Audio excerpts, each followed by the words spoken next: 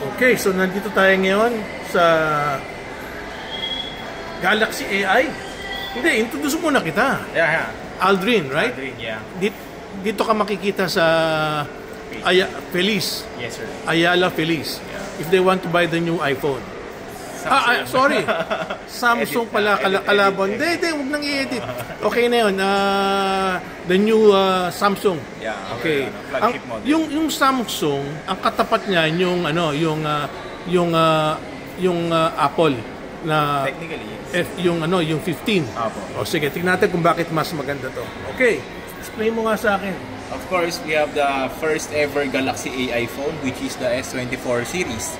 Galaxy S24 comes with assistive functions such as circle to search with Google, photo assist, live translate, and browsing assist, and other AI assisted functions that will make your everyday mobile use more effortless.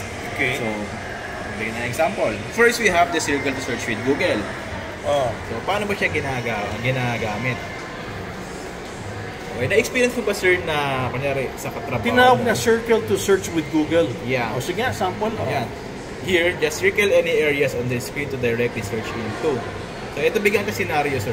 Okay. So, na-experience mo na ba, sir, sa mga employee mo or sa strangers, public, na kunyari, curious ka about the shoes niya, then gusto mo malaman yung prices and brand. Okay. So, using the circle to search with Google, malalaman mo na. Isa-circle mo lang. Yeah. For example, this one. Gawin natin, sir. Sige. Sample. For example, I want to know about your shoes. Okay. So I will open the camera up and point the camera to the shoes we sa are sapatos curious ko about. Yes. Kaya lang kita yung brand. Hindi malalaman na mumurahin lang yan. Ayun. Ganon, yeah. Pwede na din. Then, long press the home button, sir, here. Long press the home button and encircle the shoes. So we have ayun na yung sapatos ko. Yeah. So that's Adidas na Ultra Sport. Ito mo, mumurahin lang pala yung sapatos ko. Grabe rin sa mura, sir. Yun, ganun pala yun. Yeah. Isa-circle mo lang. Yes. Pwede ka rin mag-narrow down ng keywords such as price lang. Halimbawa, gusto mo lang malaman yung price. So, mga price yung mga lalabas dyan. There you go. Mga prices. So kukunan mo muna ng photo. Yeah. Yun yung pinaka-easiest way. Halimbawa, nag-search ka lang nag-browse ka lang sa Facebook, nakita ka something, pwede mong gawin yan, long press mo lang din sa Facebook, tapos circle mo lang, encircle mo lang. So, halimbawa, nasa Facebook ka. Okay, so circle mo, tapos long press mo yung home button, then circle. Meron pang isa, sir, hindi lang siya sa mga things, even sa mga places. I see. I will show you an example. So, meron tayo dito. Hold on. Ito here. Okay. Gusto mong malaman kung nasaan yan? Yes, sir. Okay. Right. So, long press the home button again. Okay. Long press the whole button. Encircle mo yung place. Okay. Hindi natin. Hindi siya na-identify. I-identify agad niya. Saan yung lugar na yan? 6th Street Viaduct. Ang galing in Los Angeles, California. Si Apple ba? Walang ganyan? Wala, sir. That's Mabuti pala itong binili ko. Okay, right? Epic, right? Very good. So, that's the first feature na AI, circle to search with Google. Next, we have basta importante lang, isa-circle mo siya ng gano'n. Kung ano yung gusto mong tapos, ilo-long press mo. Long press muna. Yan.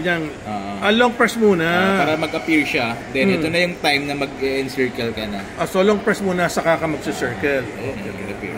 Ang galing, buti dino-document ko to para ma-share ko. Yeah. Hindi ko na makakalimutan. In-explain mo. Okay. Yeah. The second, we have the photo assist. Photo assist. Paano naman?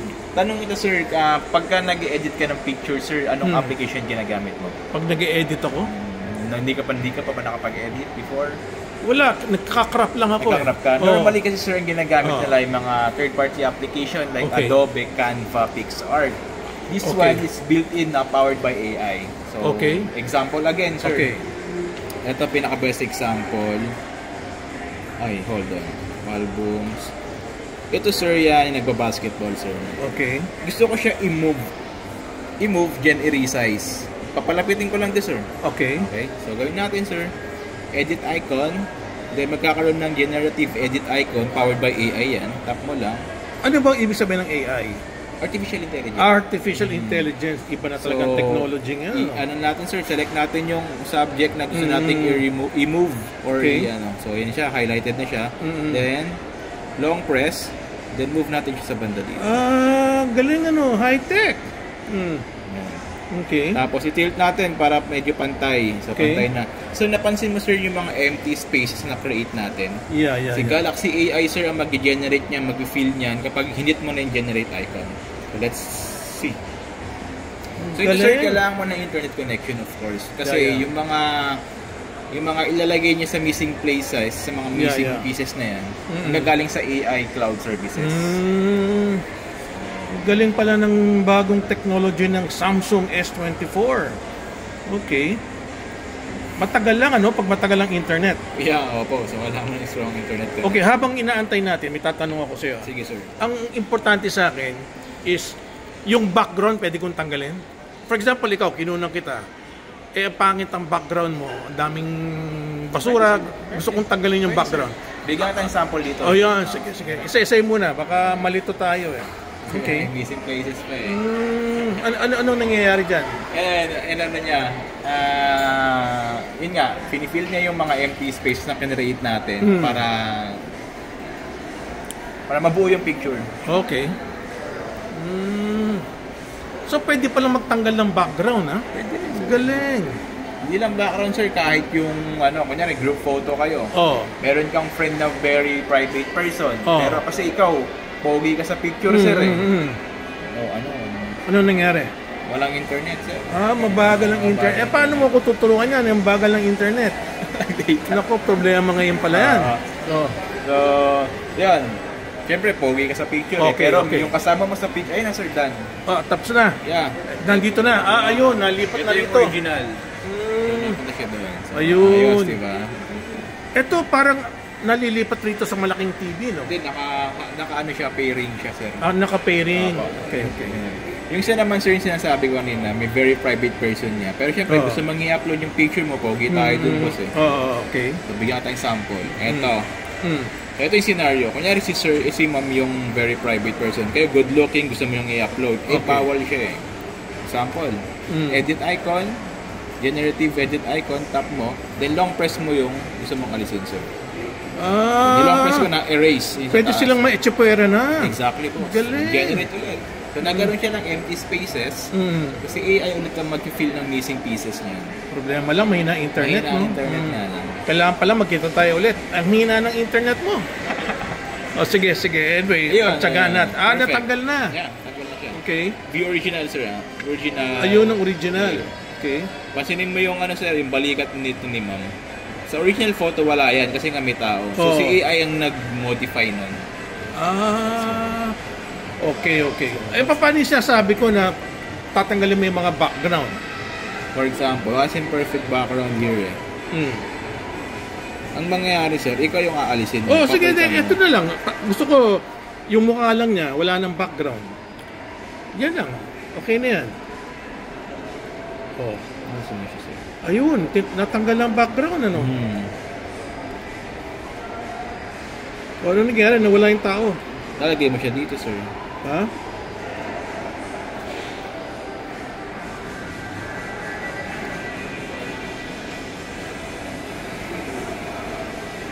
Again, yan. Okay. I-size mo siya, sir, di ba? Okay. Natanggal na yung background.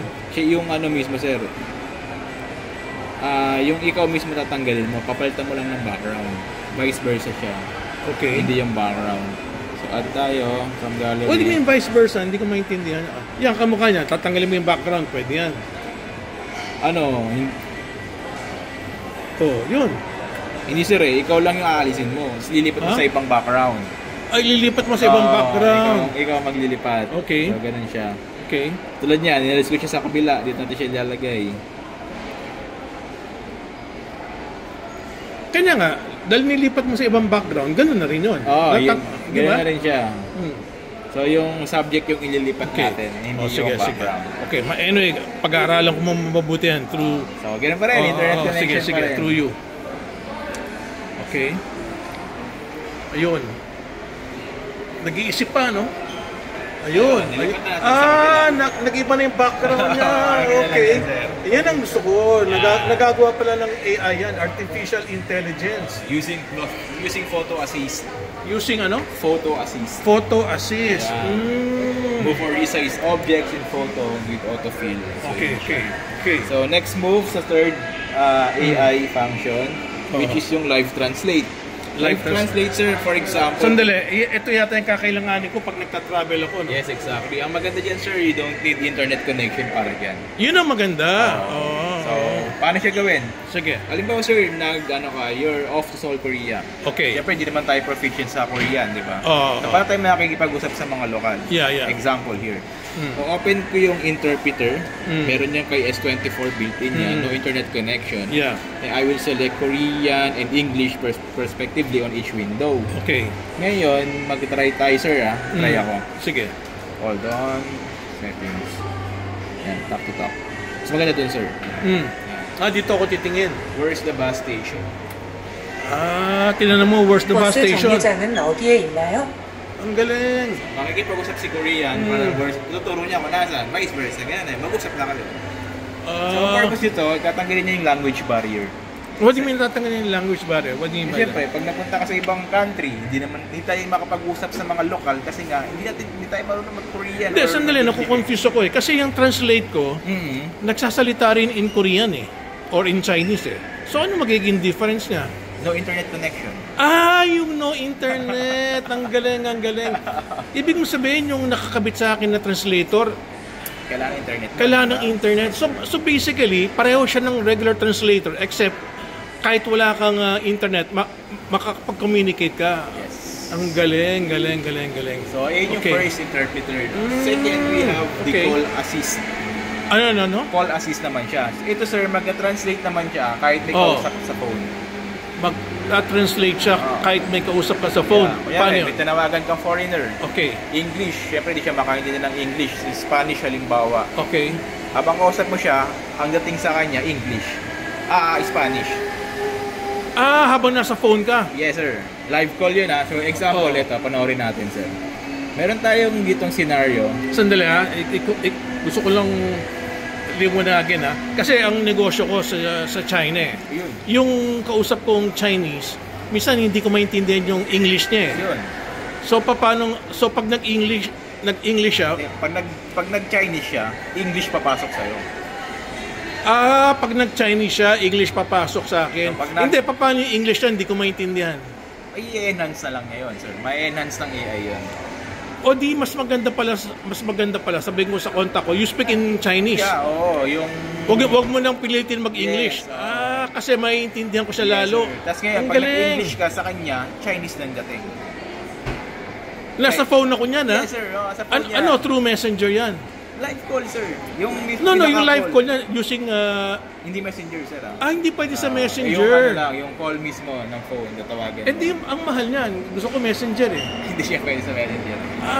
Live call. Sa call lang siya. Kasi settings niyan, sir, ito, live translate. So, I see. Okay, pag nag-live call ka, babayad ka ng live call. So eventually, pwede na sa Messenger yan. No? Pwede. Sana, eventually. sa update. Okay, live call pala yan. Yes, sir. So ito nga yung scenario. Tingnan natin yung scenario. Ano yung scenario mo na yan? Ito yung You left your wallet. In a taxi. Hey, this is Sarah, your passenger from earlier. I think I left my wallet in your car. Okay. Hola, soy Sara, tu pasajera de antes. Creo que dejé mi monedero en tu coche. No te preocupes, déjame echarle un vistazo. Yung parang kinakausap mo yung taxi driver. I was in the back seat on the passenger side. Me senté en el asiento trasero del lado del pasajero. Ayun, yung logic niya, kasi yung taxi driver hindi marunong mag-English, automatic translation. Yes. Yun nga lang, babayad ka. Oo, sir. Pero kung nasa same country ka naman nila, syempre gagamit ka ng carrier nila, di ba? Yeah. Hindi regular rate. I see. Okay, gets ko na. Okay. Pero ang gusto ko sa kanya yung interpreter niya, hindi mo na kailangan ng ano. Okay, gets ko na yan. Meron pa tayong third na sir, sa chat assist naman tayo, sir. Chat assist. Yes, sir. Ito ulit example, sir, messages. Siyempre, Spanish siya. So, bigyan na example na, mag-reply ako na thank you lang. Okay. Thank you. Then, pwede natin siyang i-translate sa Spanish. So, tap mo lang tong AI icon here, second option. Chat translation in English. Spain, yan. Send natin, sir. Yung thank you ko, sir, automatic mag-translate. Gracias. So, kung eto na, messenger na to. Hindi, messages ni Samsung mismo. Messages ni Samsung. Ang daya naman ni Samsung. Built-in app muna tayo, sir. Puros built-in app. So, pero yung regular messenger, hindi niya kaya. Hindi pa. Yun pala yun. Okay. So, ano yan? Built-in messenger ni Samsung yan. Built-in messages. Okay. Thank you, sir. Then, aside doon, meron siyang writing style. Yung mga mood, different mood. For example, here. Yung thank you mo, sir, pwede pa nating i-rephrase as professional term. Okay. The thank you, I appreciate you. Instead na thank you lang, isa-suggest niya, I appreciate your consideration in professional way. Ano bang icon ni Samsung Messenger? Ano bang, bago ba yan? Hindi, yung ganyan pa rin naman. Ganyan pa rin? Yan ang icon ni Samsung. Pero iba yung icon nung sa Messenger ng Facebook. Iba yun? Iba din, sir. Iba din. So, anyway, hindi siya pwede sa Facebook Messenger? Hindi pa, sir. Okay. Paano kung walang Samsung Messenger yung kausap mo? Okay lang. Sa'yo, papasok yun. Papasok yun. Okay. So, yan. Professional way. Insert, then send. Okay. Sige. Spanish pa din. Sige. Okay. So, yun lang naman, sir. Regarding live translating, mga yan. Okay. So, next, we have the browsing assist. Ito yung last feature ni... Browsing assist. Alright. Right. Ito naman, sir, yung example nito. Nag-search ka ng article or website, no? Then you end up sa isang article na hindi English. Kasi yun lang ang available article. For example, this one. Samsung Browsing assist. News. Browsing assist meaning, sir, sa internet website yan. Okay. Samsung Newsroom, halimbawa. This, sir, para mas malaki. Yeah, para mas malaki dito. Halimbawa, sir, si Samsung Newsroom, napunta ako dyan, pero Korean. Ayan. Kaya yan, dyan ako napunta, Korean, sir. Yan lang ang pinaka-available na context. Sir. Okay. So, paano ko siya maiintindihan? So, tatap natin to, sir, itong AI icon. AI icon. Yes, sir. Then, translate. Of course, i-translate niya na in English. I see. English na yan, sir. Okay. Translate niya in English. Then, aside from that, sir, so, ito pala, pagka nagpupunta ka sa mga website na hindi siya English, press mo lang yan. Yes, then translate. Gagawin niyang English. Hindi lang, sir, English. Paano yung mga... Labadalas ako sa China puros China doon. Pwede, sir. Kukunan ko yun. Yan. Napunta tayo sa Chinese. Palitan natin, sir. Hindi, yung mga nakasulat na Chinese, i-ano niya. O di parang translator din, no? Parang translator, pero in, mga browsing, sa browsing na siya, more on browsing. Kaya sir, traditional Chinese. But ito, more on browsing sa internet. Opo. Kung nangyari yan, nasa Chinese, website. Yeah. Translate natin, sir. AI, translate, English. Okay, gets ko na. So, more on browsing the internet yan. Yes, sir. Okay. Galing, Talagang, AI intelligence na talaga, Yes, sir. Okay. Ayan, yung Chinese nagiging English. Okay. Teka. Nagkamali ka? Hindi, sir. Tama lang. Balik tayo sa Korean. Bagay pala to pag mahilig ka bumiyahe, no?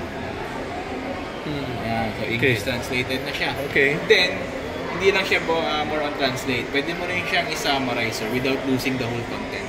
Okay, so ano bang meron sa Samsung Newsroom? So, let's summarize. Ganun pa rin, icon, summarize. So, ibibigay niya yan. Summary na yan. Kung anong meron, yung without losing the whole content. So, yun siya. Okay, so explain mo na lahat? Yeah, that's all yung mga AI features natin. Okay, so isa-isa natin, ha? Ang in-explain mo sa akin, ito, circle to search. With Google. Ito. Yeah, that one. With Google. Okay. So, ito, tulad niyan, instantly search what you see and get more insights about it. Alright. And then itong photo assist. Ito. Photo assist here. New way of generative AI-based editing and optimal editing suggestion. Okay. Basta yung mga background, pwede mo tanggalin. Yes, lahat. Okay. Live translate, yan. Ito siya, sir. Native to foreign, live translating, brings barrier-free communication through real-time voice and chat translation. Yun nga yung mga language barrier. Okay. Wala na. And last but not the least, we have the browsing assist. Browsing assist. Yeah, it will convert long online articles and web pages into summaries right on your browser mismo. So, hindi mo kailangan i-copy-paste pa yan, lagay sa Which notes. means website yan. Website sa browser. Okay. Yun na, na-explain mo na lahat? Yes, sir. Yung mga galing. AI assistive functions sa S24. Ang galing mo naman. Ulit, pangalan ulit. AI assistive Na, functions. ikaw. Aldrin. I'm Aldrin. Aldrin. So, hanapin nyo si Aldrin dito sa Ayala Feliz. Yes, sir. 4th floor, di ba? 4th floor, Samsung Okay. store. Ang ganda na itong tindahan nyo. Oh. Ha? Oo, ang ganda, ang ganda. Lahat ng Samsung nandito na. Oo, lahat ng latest model. Okay. Ang galing ni Aldrin, ano? Oo, ayos. Oh, thank you, Aldrin, ha? Thank you rin, JC, ha? Thank you rin. Okay. Great day, sir. All right. Salamat.